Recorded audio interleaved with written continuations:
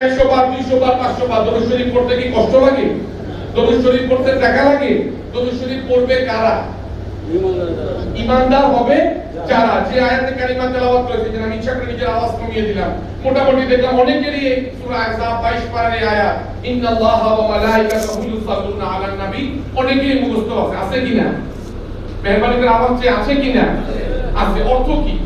ইন্নাল্লাহ নিশ্চয়ই আল্লাহ ওয়া মালাইকাতাহু তার ফেরেশতাগণ ইন্নাল্লাহা ওয়া মালাইকাতাহু ইউসাল্লুনা আলান নবী দুরূদ প্রেরণ করে কার প্রতি? নবীর প্রতি। নবীর যদি বাংলা শব্দ যদি করা, শুধু আরবি গ্রামাটিক্যাল অনুবাদ শুধু করতেছে, ট্রান্সলেট ইন্নাল্লাহা ওয়া মালাইকাতাহু ইউসাল্লুনা, সাল্লু বলা হয় দারুদ, ইউসাল্লুনা আলান নবী। কোন নবী? যিনি গায়বের খবর দেনেওয়ালা। নবী শব্দের ডিকশনারি লোগাত আরবি যদি বলা হয়, ডিকশনারি মিনিং হচ্ছে যিনি ভবিষ্যতের খবর জানেন, তাকে বলা হয় নবী।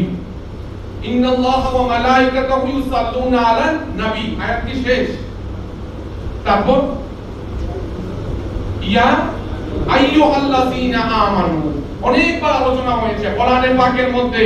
114টি সূরার মধ্যে আল্লাহ রাব্বুল আলামিন 78 বার এই শব্দটি ব্যবহার করেছেন, ইয়া আইয়ুহাল্লাযীনা আমানু, হে ঈমানদারগণ। কোন সূরার মধ্যে? কোরআনে পাকের সূরার মধ্যে ভাগ আছে কি? ভাগ নেই। 114টা সূরার মধ্যে মাক্কি, অপরদিকে মাদানী। শুধুমাত্র মাদানী সূরার মধ্যে আল্লাহ রাব্বুল আলামিন 78 বার এই শব্দ ব্যবহার করেছেন, ইয়া আইয়ুহাল্লাযীনা আমানু, ইয়া আইয়ুহাল্লাযীনা আমানু, হে ঈমানদারগণ। মাক্কি সূরার মধ্যে নাই। বোঝা যায় মদিনা হচ্ছে ঈমানের মারকাজ। যখন বাংলাদেশে আমরা আছি, বাংলাদেশের রাজধানী কি? কোনটা? ঢাকা না? বর্তমানে আমরা বসবাস করি। ঠিক ঈমানের মারকাজ হচ্ছে, ঈমানের ক্যাপিটাল হচ্ছে, ঈমানের রাজধানী হচ্ছে মদিনা তাইয়্যিবা। এইজন্য ইয়া আইয়ুহাল্লাযীনা আমানু, হে ঈমানদারগণ, ইউসাল্লুনা, ইয়া আইয়ুহাল্লাযীনা আমানু সাল্লু আলাইহি ওয়া সাল্লিমু তাসলিমা। প্রথমে শব্দ কয়টা ছিল? ইন্নাল্লাহা ওয়া মালাইকাতাহু ইউসাল্লুনা আলান নবী। সাল্লু খেয়াল করবেন, সাল্লু শব্দটা কয়বার? একবার। সাল্লু অর্থাৎ সালাওয়াত থেকে, সালাওয়াত অর্থাৎ দরুদ থেকে। ইন্নাল্লাহা ওয়া মালাইকাতাহু ইউসাল্লুনা আলান নবী, ইয়া আইয়ুহাল্লাযীনা আমানু, আল্লাহ পাক নিজে পড়তেছেন সর্বপ্রথম, তার মালায়েকাতা অর্থাৎ ফেরেশতাদেরকে দিয়ে পড়াচ্ছেন। তারপর আল্লাহ পাক ডাকতেছেন, ইয়া আইয়ুহাল্লাযীনা আমানু, হে ঈমানদারগণ, ইয়া আইয়ুহাল্লাযীনা আমানু সাল্লু আলাইহি ওয়া সাল্লিমু তাসলিমা। তোমরা দরুদ এবং সালাম প্রেরণ করো কার প্রতি? ওই অদৃশ্যের সংবাদদাতা নবীর প্রতি। আল্লাহ পাকের কথা, যার প্রতি আমি দরুদ পাঠ প্রেরণ করতেছি, আমার ফেরেশতারা করতেছে। হে ঈমানদারগণ, সবাই না। ইয়া আইয়ুহান নাস আল্লাহ পাক ডাকেন নাই, ইয়া আইয়ুহাল কাফিরুন ডাকেন নাই, ইয়া আইয়ুহাল মুসলিমুন ডাকেন নাই, ইয়া আইয়ুহাল মুমিনুন ডাকেন নাই, ইয়া আইয়ুহাল্লাযীনা আমানু, যারা ঈমানদার হবে।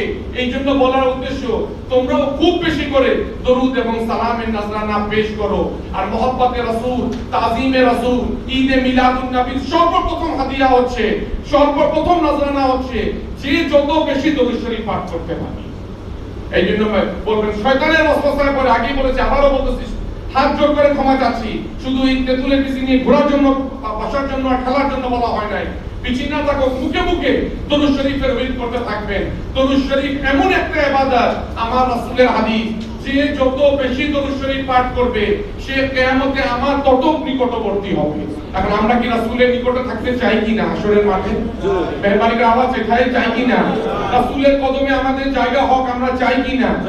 আমরা রাসূলের শাফায়াত পেতে চাই কিনা? আর দরুদ শরীফ পড়ার জন্য আপনার টাকা লাগে না, পয়সা লাগে না, কোনো ব্যাংক ব্যালেন্সের দরকার নাই। শুধুমাত্র প্রয়োজন ভিতরে কি? মহব্বত আর ঈমান। যেটা আল্লাহ পাক আগেই ডেকেছেন, ইয়া আইয়ুহাল্লাযীনা আমানু।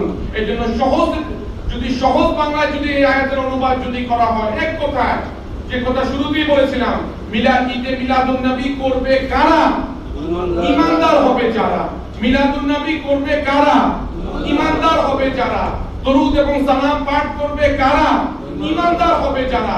আজকে যারা ঈদে মিলাদুন নবীর বিরোধিতা করতেছে, এই সূরা আহজাব 22 পারার এই আয়াত দ্বারা প্রমাণিত। কোরআনে পাকে এখন তো বলা হয়, কোরআনের মধ্যে ঈদে মিলাদুন নবী কোথায়?